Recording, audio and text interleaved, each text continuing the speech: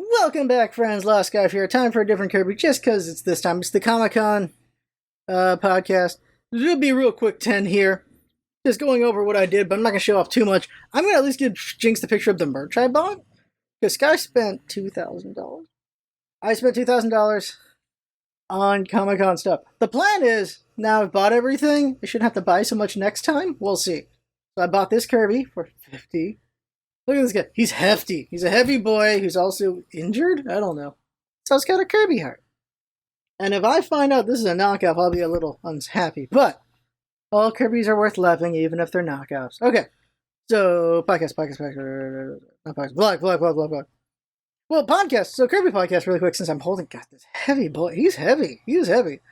We're doing the Dreamland Deluxe review coming up soon. And then the 5-year anniversary of the Kirby podcast. I'm going to try to do a just like, hey, here's other content creators, check them out kind of video.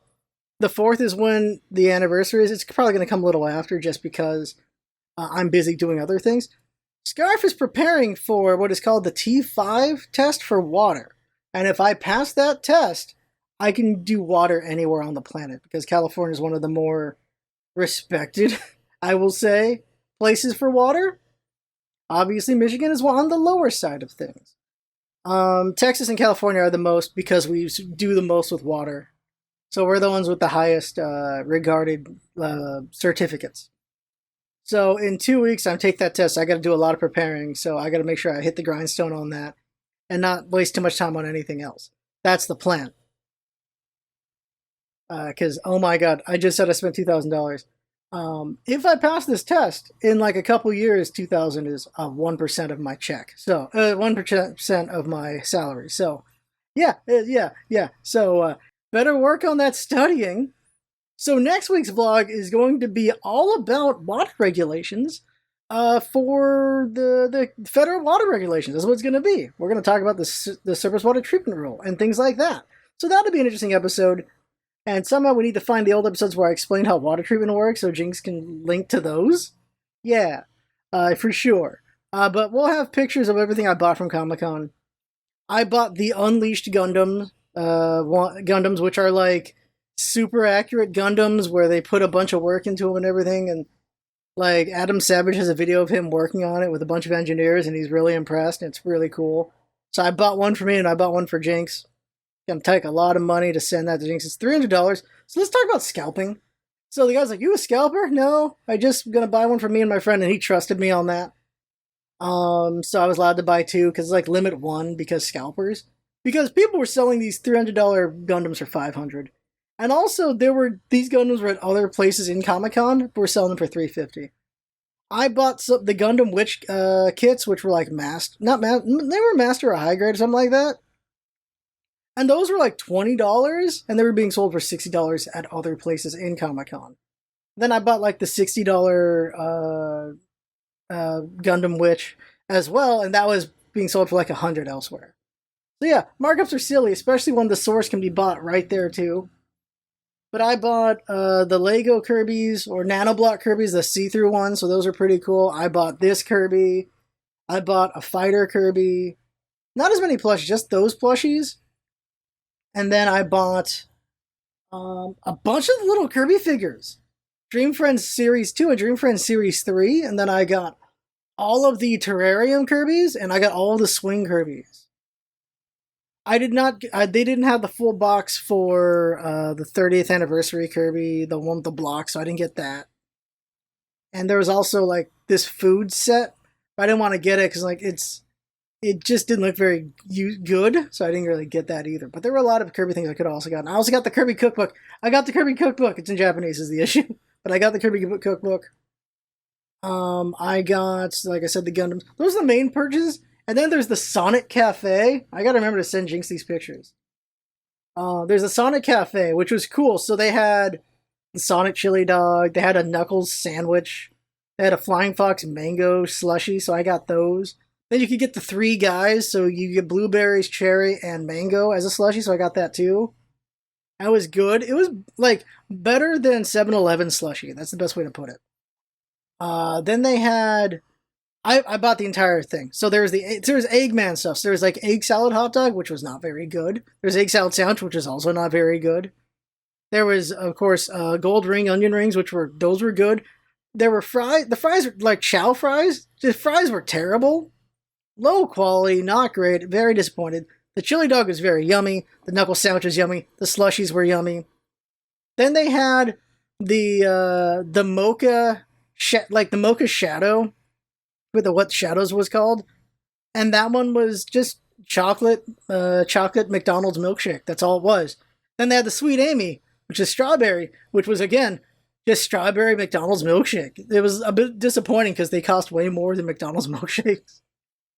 The prices were higher, but that's no surprise. And it was just cool to do like buy Sonic stuff because that's different.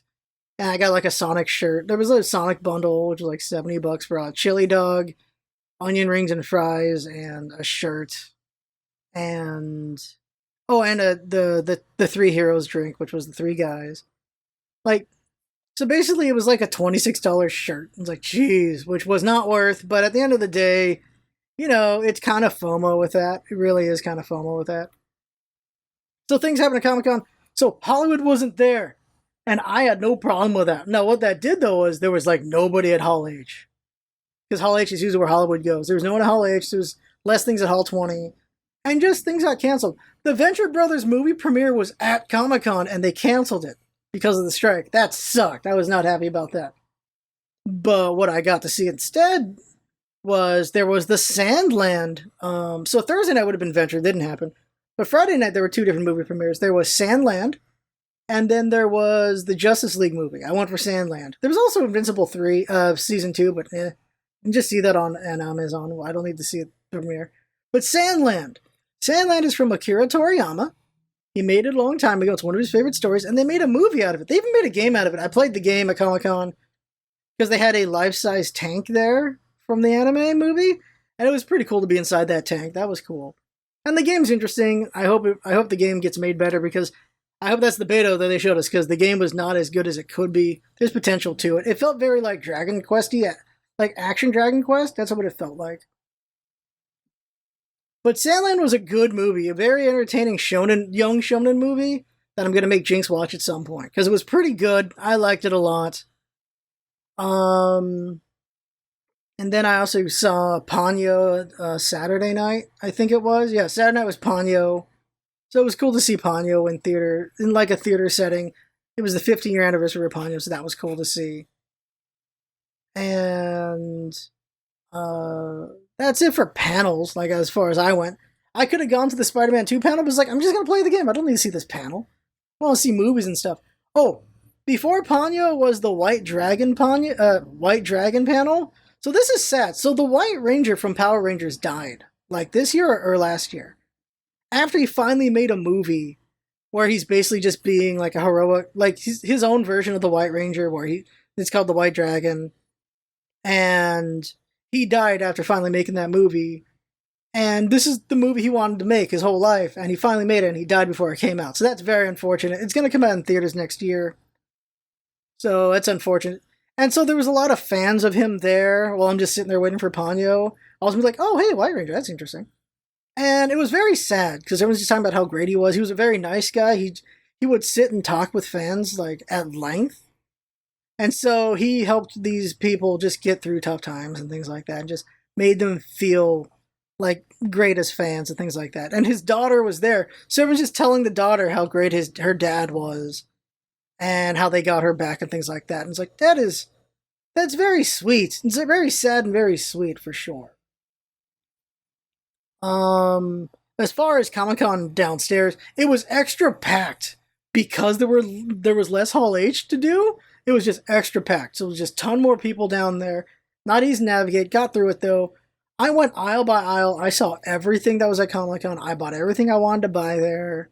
Minus one Kirby thing, because it's actually cheaper to buy it at Target by $30. Like, yeah, okay, if it's cheaper elsewhere, I'm just gonna buy it elsewhere. I'm not gonna buy it here. I usually buy imported things because import costs cost a lot. But if there are things I can get locally, unless you're cheaper or the same price, I'm just gonna buy it there. So there's a PVC Kirby I'm gonna buy at Target. at some point. It's really cool because it's the gold door and he does the dance and everything. It's pretty cool. They were selling for 75, and I can get it for 50 at Target. So I'm like, yeah, okay, I'm just gonna get that at Target then.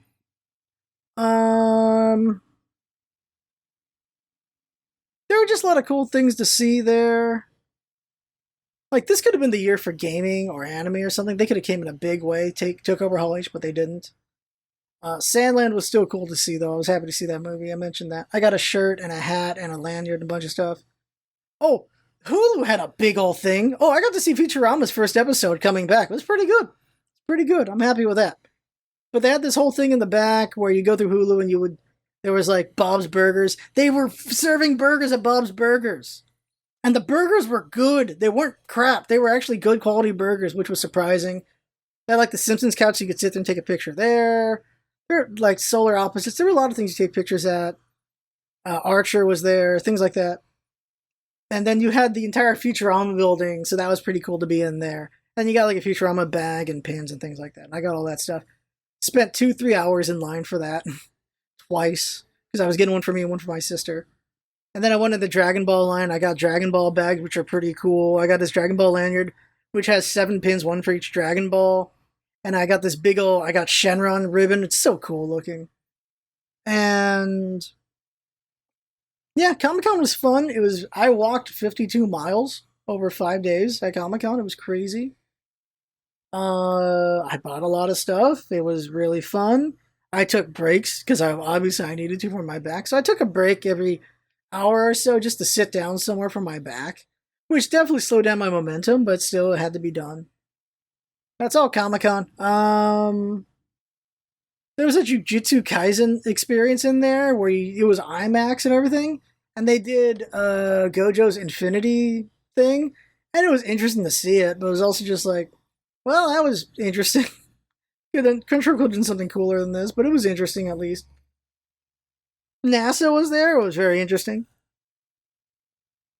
I got to see all my favorite webcomic people that were there.